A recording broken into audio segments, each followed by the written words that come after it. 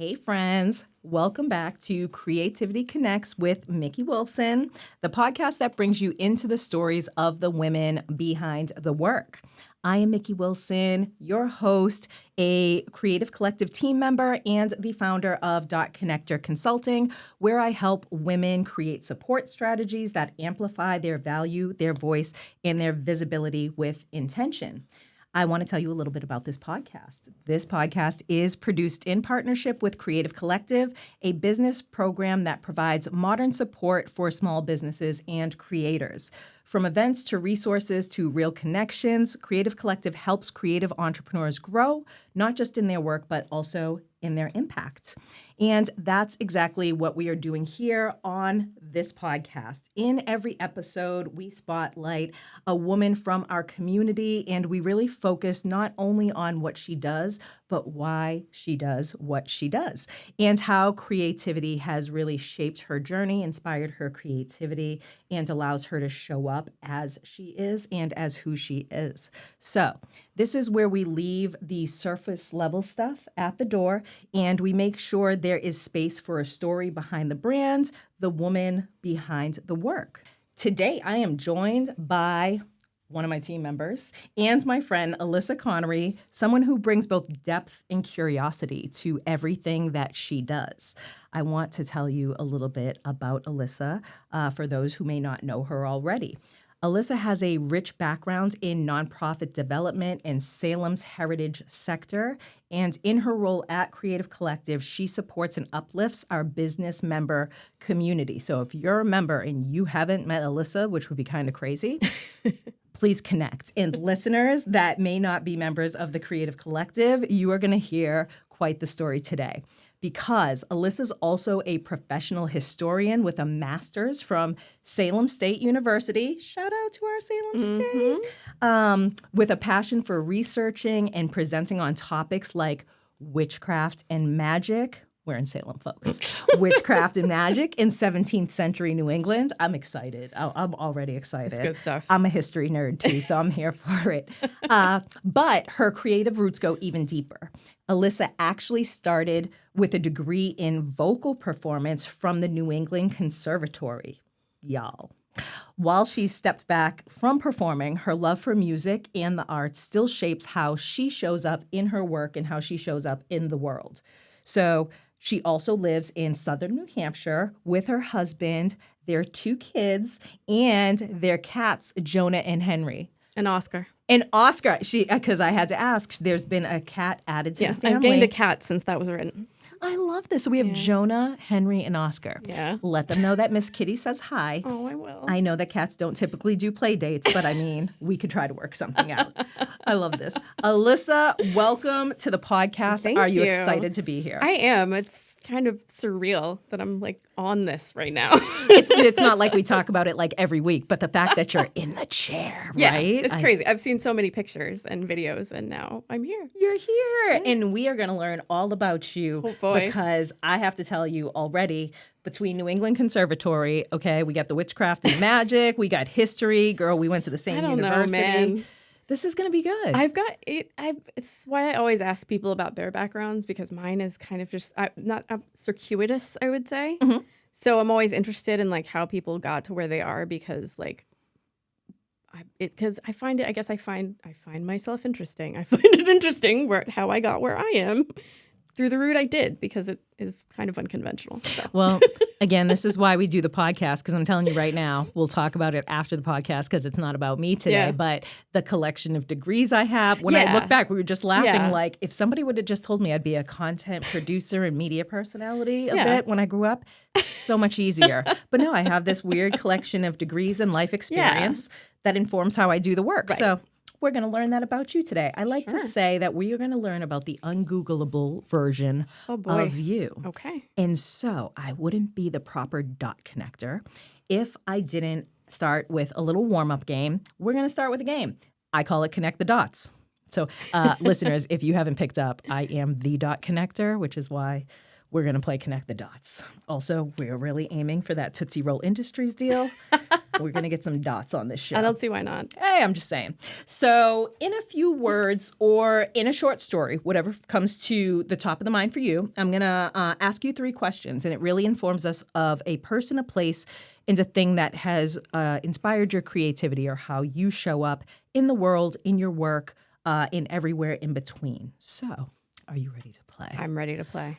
Let's connect the dots. Ooh. Note that we need theme music. Yeah, you do need Next a little. time around. Yeah. I like this, a little drop in. Okay, we'll work on that. Alyssa, tell me about one person who's shaped your creativity. Nathaniel Hawthorne. Ooh, okay. Dive deep. Tell us more.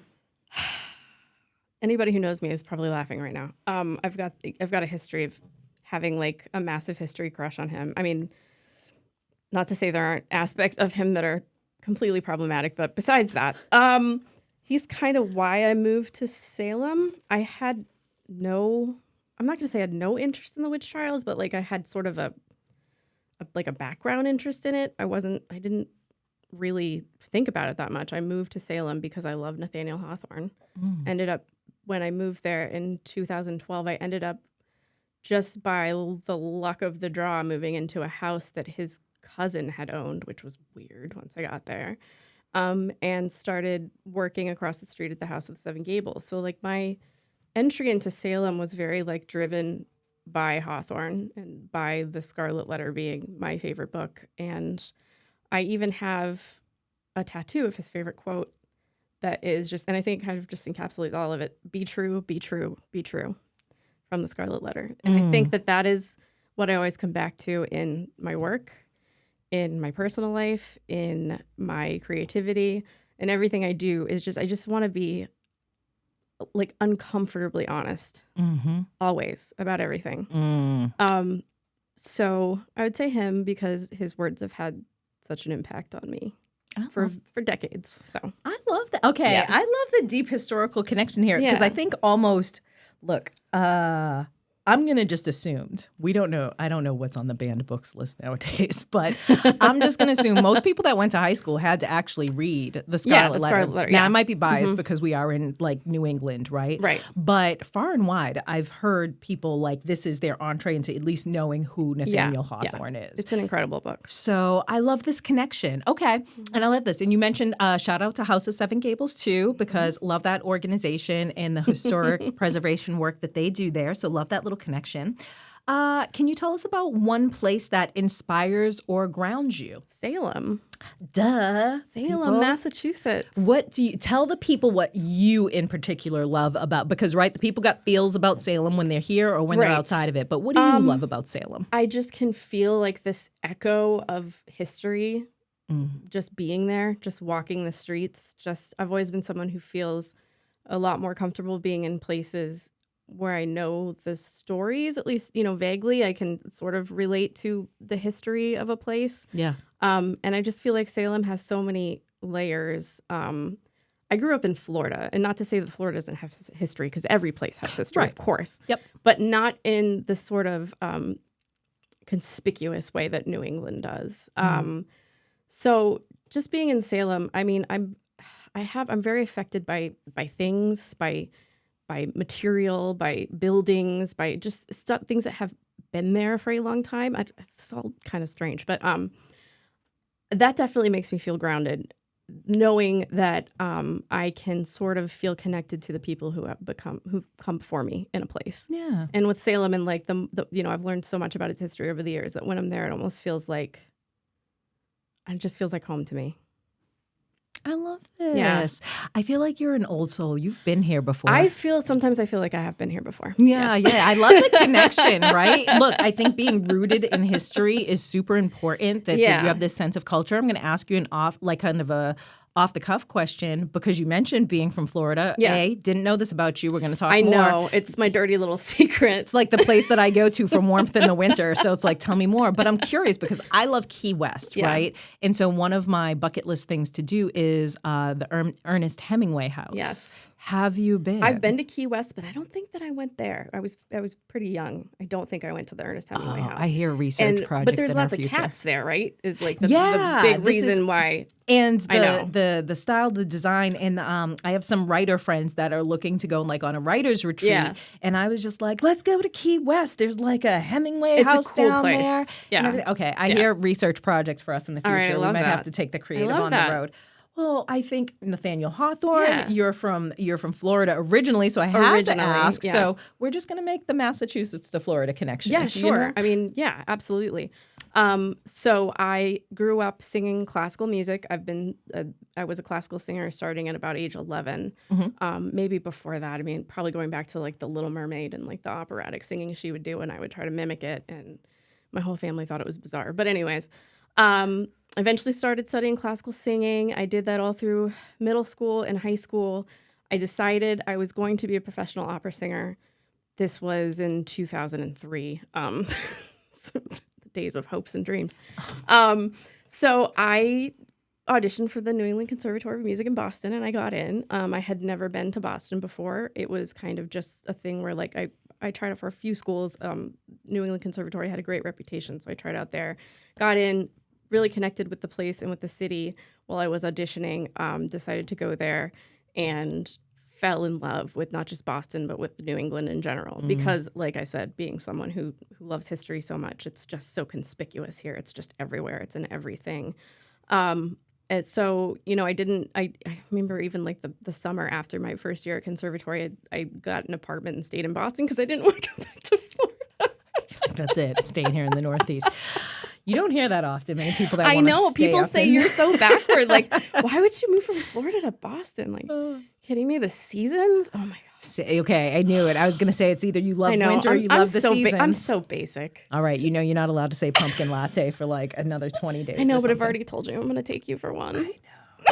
Shh, don't tell the people. Summer doesn't end until September 22nd. I didn't see people. snow until I was 12 years old. So That's fair. Kind of, you know, that yeah. maybe plays into some of your creativity and history too, because Yeah. it is a little bit of a culture difference between Oh, Florida yeah. and Massachusetts, Definitely. even between weather Yeah. and people. But right. yeah. But yeah, I mean, my family wasn't in Florida for very long. We actually originally, speaking of history and family history, my family was in New England in the 17th century. So it's kind of like I came back almost. It's kind of weird. Okay.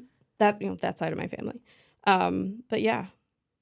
I hear independent film in here. I feel like there's a screenplay on your life we need to be writing. I love this. Oh man, you have no idea. Right. We know the place. Okay, so we know that Nathaniel Hawthorne is the who that inspires and shapes your creativity. The place is Salem, Massachusetts, right? Mm-hmm. All things here definitely historical. You can feel it when you walk through the streets. I Yes. definitely agree with you. Mm-hmm. What's the one thing? This could be an object, it could be a ritual, a tool, a moment, whatever comes to you. But what is the one thing that connects you back to your creative self?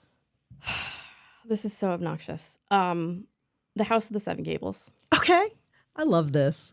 You are walking history. I can tell. You are literally walking you're like a walking history chapter. I love this. I mean, that move to Salem and the ending up at the Gables and working there and, you know, I was already in love with history. I've always loved history, but falling in love with that history and the history of 17th century New England and the witchcraft trials and all of that. Like, it's just was such a turning point in my life, and it was just such an important point in my life that, like, I feel like I just sort of always carry it with me. I worked at the Gables for 6 years, loved it, met my husband there. We love stories. Wait, did you guys get married there too? We didn't. Okay, sorry, We didn't. Gables. Because We didn't mean to bring that out. I was just like, I was into the story. would make sense, wouldn't it? But would. We wanted to get married in October, and we were like, we can't get married in Salem. Yeah, that's impossible. So yeah. we got married in Maine. But yeah, the House of the it. Seven Gables. I have felt a connection to that place since I first stepped on the property. Like I said, I was already a Hawthorne fan. Speaking of the echoes of history, that place just, I mean, the stories, the different modes of American life and just everything that it's been through for, you know, since 1668 when it was built. So of course, if anybody European is listening to this, they think that's adorable because it's not very old. But for us in America, that's old. Right. It's just, to just a symbol of, like I said, like that place where I can just I feel the past. I love this. And how would have you a connection.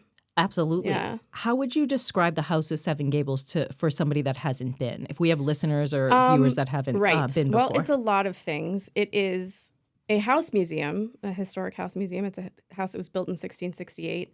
But Nathaniel Hawthorne, see what I did there? I saw what you did. He used the house as a setting for his book, The House of the Seven Gables. Gotcha. It was his cousin who owned the house. The cousin who also owned the house that I moved into down the street. All very cosmic and strange. So he made it famous through his book because in the 19th century, that book was very popular. Mm-hmm. In the early 20th century, the house was purchased by a philanthropist named Caroline Emerton, who's a Salem girl. And shout out to the women. Yeah, absolutely. I want to talk about a Salem woman who made a difference. Like that's a whole rabbit hole. So she turned it into a museum, sort of trading on the popularity of that novel and people's familiarity with the novel. And but she did this to set up a nonprofit organization, basically, where she would fund settlement work, which basically was to help immigrants to the country. Mm-hmm. Again, that whole movement, not that there wasn't aspects of it that were problematic, but still, at that point in time, she was the one on the ground sort of helping people who came from, there's a lot of people from Russia. Yeah. Yep. Yeah. So she was there sort of helping these people make the transition into their new home. And it was it was this great strategy where she saw this commercial opportunity and used the money for good. And it kind of, maybe that started sort of my fascination with, making money for like B corporations and like using money and making money for good. Yeah. You know what I mean? And of course, like nonprofits, I come from nonprofits, but it's even more fascinating to me when businesses do it. Yeah. When you actually create profits and drive them back to solve some of society's issues, right? Nonprofits are nonprofits and they are there for the reason they're there, but businesses, for us to take this capitalist landscape that we now have that is not ideal, and to take business, which is imperative that you deal in business these days because it's your only option, and to take it and to do good with it and to make money and do good with it.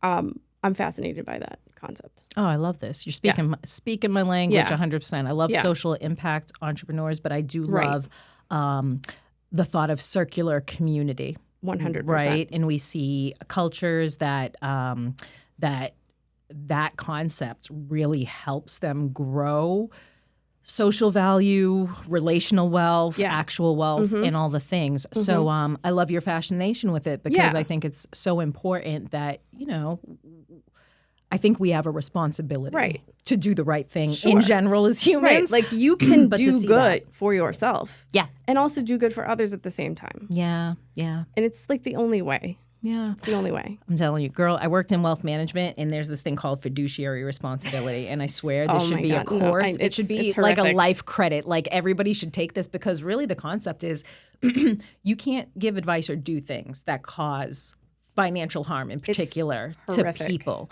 And if we all worked on that premise, interesting what the world could look like when we have, it is capitalism, but capitalism can be good. There's good capitalism, I say, and bad capitalism. Well, absolutely. So I love that you're fascinated with it because you're interested in good capitalism. Absolutely. For sure. Yeah. And I feel like that's kind of what Caroline Emerton was doing. Obviously the organization is now a 501c3 nonprofit. But I think when, at the beginning, she was thinking, how can I make money and do good with this money?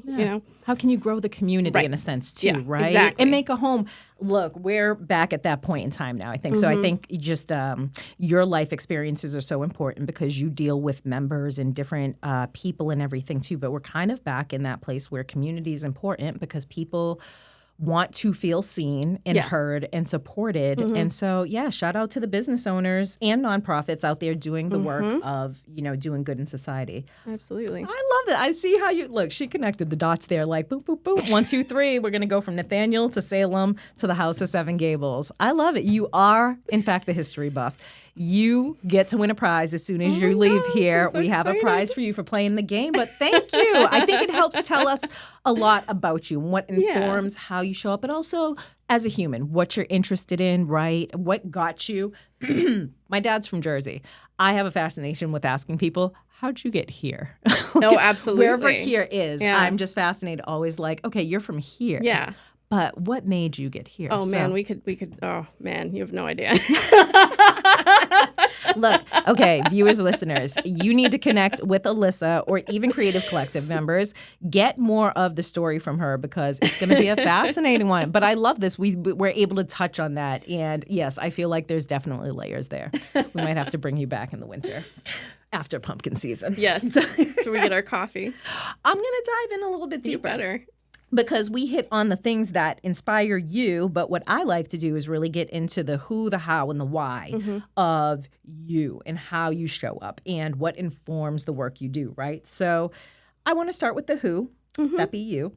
And you've navigated music, history, nonprofit work, all creative in their own way.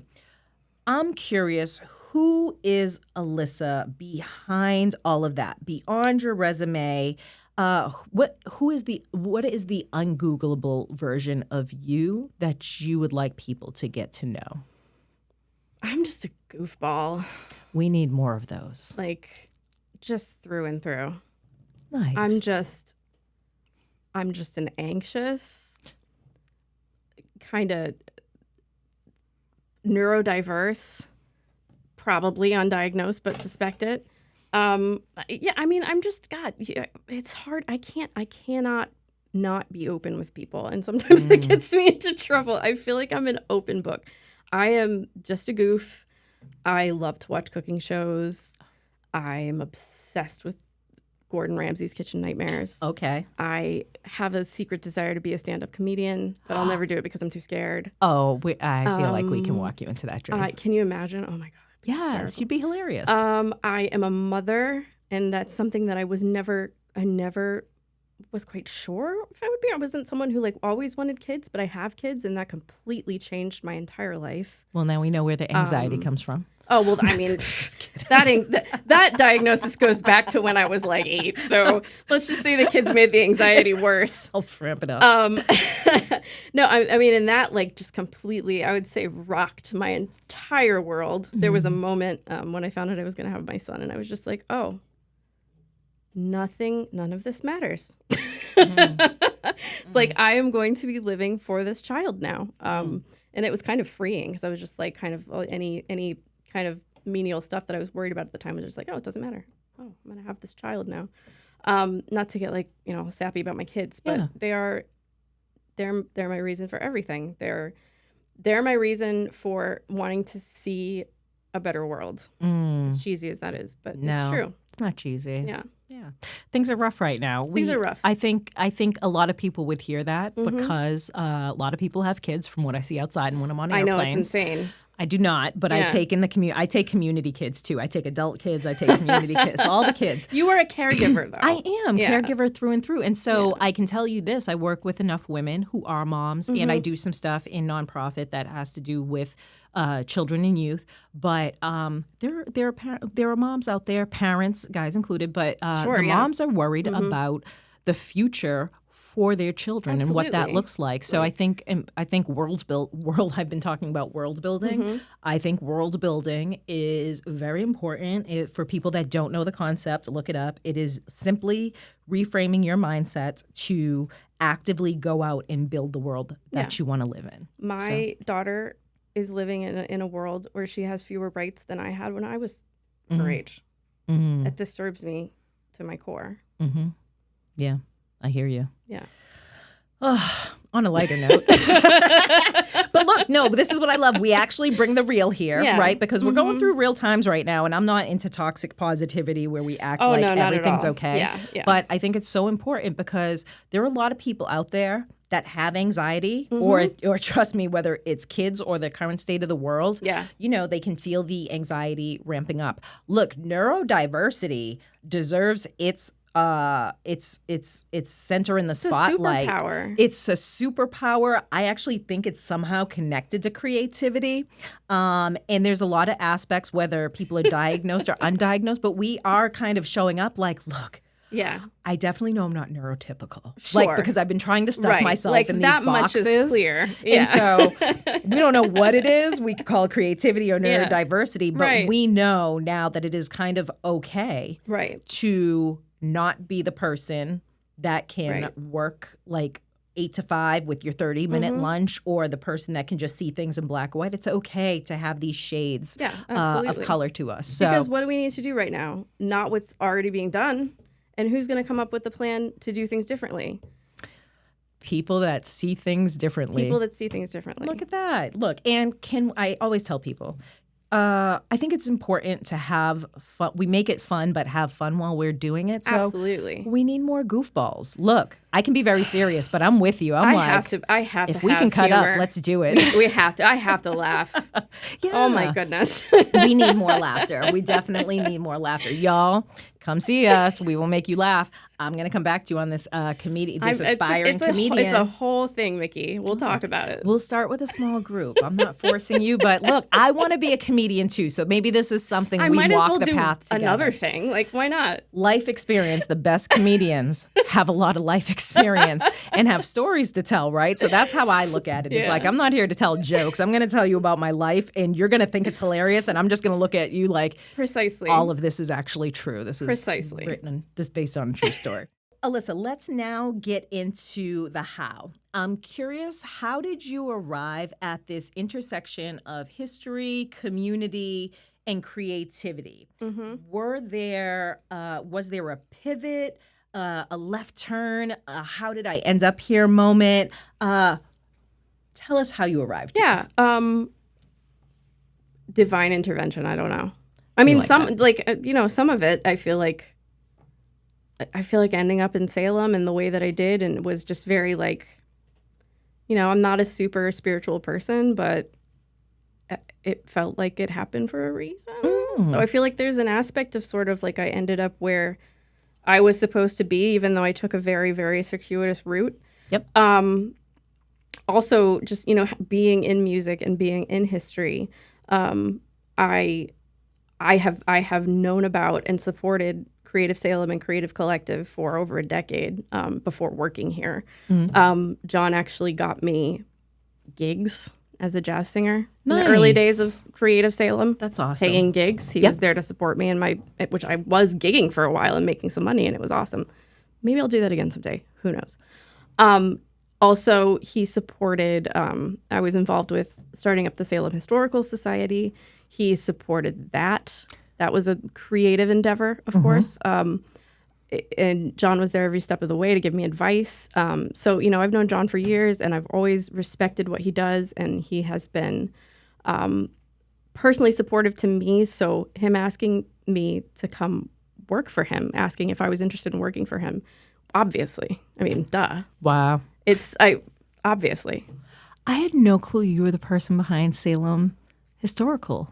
It was a group of us. It was a group. Well, yeah. And so you all collectively led the effort. But I love that. I didn't know you had a connection to that. But it makes sense now that we're getting to know you. It's like it's an obsession.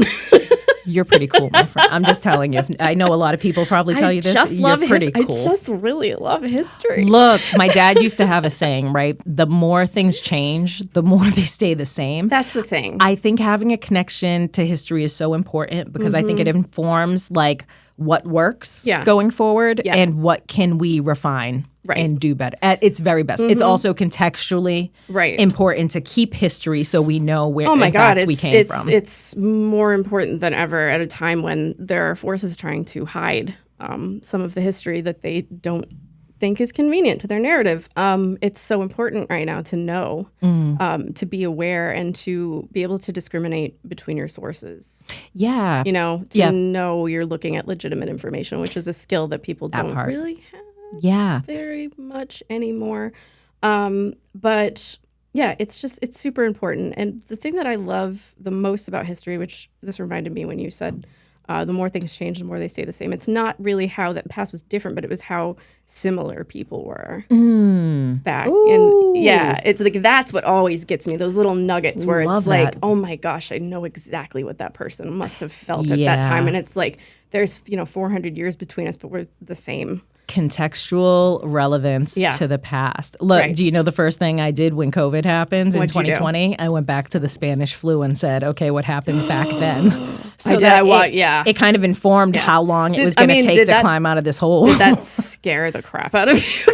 No, not good. No, you want to hear what's interesting about this? Because I like history in my own way. My dad was in the Air Force. I don't know. I feel like that. He has an exhibit at the Lynn Museum. Let me tell you something. He does. I love that you keep saying that. Love it. In my family, I feel two ways. This is a joke, and look, we're real people here, so please pardon me, people. But it's like I tell people, like, there's either an old slave that lives in my soul, or there's like an old military person in here because I'm also fascinated with World War. I wanted to work for the Hague at one point. People don't know that about me. Wait, you did work? No, I wanted to. Oh my God, no, you did. Trust me. There's a lot that would prevent me from getting there now. But I wanted to because I'm actually interested in more than humans. I'm interested in how we operate as a society, as a community. Why? What informs what we do. Yeah. And so I actually didn't get scared about the Spanish flu because I saw that, okay, every 100 years in society, something happens. Like, you were overdue. Money's going to change forms pretty soon. It already has a couple of times, but like the money cycle, paper money I believe is going to, be out of there. For sure. Definitely out of there one day. Yeah. So there's this thing about cycles and ebbs and flows. Yeah. So I really don't get scared about past or future because I feel like we're on this like little roller coaster and we catch the peaks and then sometimes we have to live through the valleys. So I said, okay, people have lived through this before. What did they do after? I knew it was going to take 5 years to normalize a little bit because I think when I did the history, it says it's like 10 years after a pandemic like that happens is when you get to the real normalization. So we're working through the ebbs, people. Glad it didn't scare. I mean, that one, if anybody wants to read about the 1918 Spanish flu, that one was rough. Yeah. It was a rough one. Yeah. And I mean, it gets in these things. I think we live too thinking like things can't happen to us. Oh, absolutely. Get in our bubbles. 100%. So in history and time and all the things come and smack you in the face collectively, you're like, is this real life right now? We live through it thinking progress is linear and everything is always getting better and better and better and we're smarter and smarter and we're better and better. But like I always say, we're like the same. Can I curse on this podcast? Let's do it. They can bleep it out if they must. But I always say like my thesis for like history is like we're the same assholes with better tools. I feel like that's not the swear that I thought you were going to say. I like this. No, that's okay. That's common. It was a soft one. It's a common noun to me because we're the same. Like I said, we're just the same. Technology gets better, and we do progress, but it's in these like sort of like you said cycles. Yep. It goes backwards. It goes forwards. Like we're not. We have to check ourselves. We can't just be content that we're going to be on autopilot and everyone's going to do the right thing. That's it. God, we're in it, right? Yeah. I love this. People, I don't care what people think about me, but like I don't care what people think about me either. I love this part of history because this is the disruptive part of history. Right. And I feel like people have an opportunity to create legacy or create the world that we want to live in actively. We have to. This is a reactionary period. This is people freaking out because things are changing. Yeah. That's where we are right now. Exactly. Freak out. I agree with that. Yeah. As the famous Chuck D says, we have to fight the powers that be. 100%. So here we are. Figuring it out. I think this segues is a great segue into the why, because every woman I ask, I'm like, look, on the Monday morning, on those Monday mornings, or on our hardest days in particular, there is something that makes us show up. We still do it. We're not giving up. We're not running away from it. So I want to explore the why. And why does this work? Uplifting creators, preserving stories and history, in really making history relevant, right? Why does this matter to you on a personal level? Well, first of all, my children. They're my first reason for everything. Second of all, because if I don't do this, I shut down. Like, what is the alternative? Right. I can shut down and give up. Yeah. And give in. Yeah. Or I can feel like I'm making an impact every day in my small way, locally. So I really don't want to shut down and give in. Yeah. As attractive as that seems sometimes, I don't want to do that. I can't do that. Yeah. So I'm going to show up regardless of how cranky I am, and John can attest that some days I am very cranky. I've never seen this. I don't know what you're talking about. It's just I'm only cranky in, like, probably his office. That's probably about it. I just go in there and I cry and I freak out. And It's he's our like, space. He's Yeah. like, oh my God, I can't with this. And then I leave. I'm like, I'm good now. I feel good. I had my cry. I'm fine now. Yep. But I want to feel every day like I am making a difference. And I feel like supporting creatives, the people in this program, like I said, who's going to make change? Not the people doing the same stuff that they've always been doing. It's the people we work with. It's the people who think outside the box, who think differently. I was floored when I began working for this organization because, not to be rude, but before that I had worked for in very different environments. That's all I'll say. Yep. So coming to this one, it was sort of different. The membership, I sent out one email early on, and everybody got back to me, and they were so kind and nice and interested and welcoming. And I was like, what? Like, I had never really experienced that before. It's crazy because we do have an amazing group of human beings who are not just talented, but they're good people. Yep. So if I can get up every day and I can support these people as they make changes in the world, then I feel like I've done something. I've done something to make the world better for my kids. Yeah. Yes, supporting the creators, so important. And I love it's the view of your kids. You're actively building the world that you want your children to live in. Absolutely. In the ways that you can do it, in the ways that you can show up. And I think that's more important than ever. We need more people doing that. Not the great, look, I remember when I was a kid, I wanted to solve world peace. I wanted to find the cure for cancer. Sure. Like all the things. I wanted to, all the things. Yeah. Now I just realize, being a grown child, is that if everybody does this in their own way, little steps every day, collectively, pun intended, but collectively, it adds up. And I agree with you. I think it is. Look, shout out to the neurotypicals too. But I do want to say that I think that creatives, the neurodiverse, people that live outside the box, I think that the solutions that they can bring to a table or create their own collective table, I think those are valuable. And like you said, like, I'm not saying that they put us all in charge and we take over, because that would be absolute chaos. You don't want to put us all in charge. But it's just that we're not often even at the table. Yeah. So we need to be at the table because you need to hear, from someone who has a different perspective than you. It's I agree. Like everybody needs to hear a different perspective. Speaking of the elusive John, who will be on this podcast one day, I will say this. He came to me one day and he said, I really think your voice needs to be at this table. This was like 2020 or 2021. So imagine my frustrations at that time. And I remember saying, like, I'm sick of like sitting at somebody else's table. I want to build my own table. Yeah. And I want to actually be at tables that are being built in a different way. So I think it's important. Look, if you can find a seat at any table, I think what's important is people are bringing their voice and their solutions. And that the tables that you sit at are spaces where you can be seen and heard. Yep. Because nobody wants to sit at a table where nobody's listened to you anyways. No offense to my family, but I've spent many holidays sitting at that table. I have a big family too. I can we love them. We love them. The people closest to us can't see the shine sometimes, but we love them because they still support us. I love all that. I love your who, your how, your what. I love who you are. Oh, Mikki. And the value that you add in life, but how you're impacting lives through your profession in your career at the Creative Collective. So I just thank you for being you. Thank you, Mikki. And for showing up. You're so welcome. Like, look, I tell you this, I don't blow smoke. So when I say it, I mean it. Also, what I meant to say is ending on your why. There's a saying I have for people too, and what you said resonates because sometimes when I'm tasked with that incredibly difficult thing, or you're just like, oh my God, can I really make impact? There's a voice comes in my head and it's just like, if not you, then who? And if not now, then when? And I'm just like, absolutely. Damn it. Let's show up. 100%. for the people. So let's end with a collective tie-in.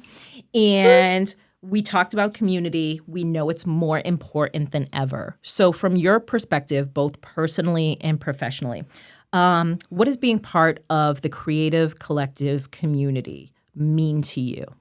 It's a group of people who want to see something better and aren't just content to live the way that we are living now. It's a group of people with a vision, and it's people who want to be open and want to be kind. And I mean, from the staff's point of view, we really want to help people. We do. We're small business owners too. John is a small business owner. Yep. We have to make our money, obviously, but we want to help people. Like, that's what we want to do. We want to support business owners, organizations, creators. I would recommend this program to anybody, even larger businesses. If you want to sort of get into the creative community and tap into that and see what's going on. And I completely recommend joining our program. It feels like people who want to make change. Yeah. And staying the same is not an option. Right. You can feel that energy when you walk into a room too. And I think that's part of, everybody kind of answers this question in their own way. But what I get a sense of is you're walking into something different here, and you can 100%. feel it, and you actually leave knowing that. And I think that's a cool thing to be a part of for anybody that needs it. Definitely. Look, come hang out with us. We're pretty cool. To. We're goofballs. We're aspiring comedians. We're creatives. We're neurodiverse. Like, we're all the things. If you don't fit inside of a box, come hang out with us, or at least make sure you're watching this podcast or listening. So Alyssa, I'm just going to say thank you. Thank you for being here. Of Look, course. We're going to drop it in the show notes. We definitely know where to find you.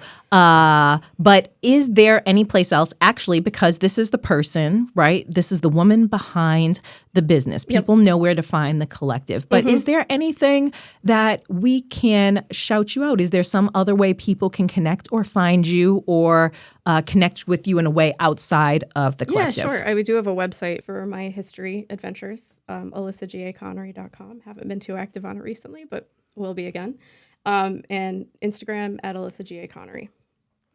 Look, find my girl in these online streets. Visit her website. I'm going to drop all the show notes below so that you can connect with Alyssa. You can connect with her at the Creative Collective, or you can connect with her on her website or on Insta. We love a good Instagram, don't we? Thank you for being here. Thank you for having me. You are a breath of fresh air. As always, every story that I hear is a breath of fresh air, but it really just adds a lot of context about when we work together and just being friends. And I told you before we started this, I was going to learn something about you that I didn't know in so many things. So that's why I'm grateful to get to be this podcast host. So Alyssa, thank you for sharing your story and also for showing us what it looks like to blend intellect, creativity, and curiosity in such a powerful and meaningful way. So shout out to you. To our listeners and our watchers, thank you for tuning in for another episode of Creativity Connects. We appreciate you. We're grateful for you. If Alyssa's story resonated with you or reminded you of the dots you've connected in your own life, I'd love for you to share this episode with someone. We do not keep this siloed. If there is something to be learned here, we love to share it. So this is another episode of Creativity Connects with yours truly, Mikki Wilson, a podcast produced in partnership with Creative Collective. Creative Collective is a business support program that provides modern support for small businesses and creators. We support entrepreneurs with access, connection, visibility, and resources to grow, not just their work, but their impact, individually and collectively. We spotlight relatable stories and build collaborative relationships because behind every brand is a human being who got here on purpose, even if the path wasn't always clear. So until the next time, keep creating, keep connecting, and keep showing up as your whole self. And we'll see you on another episode.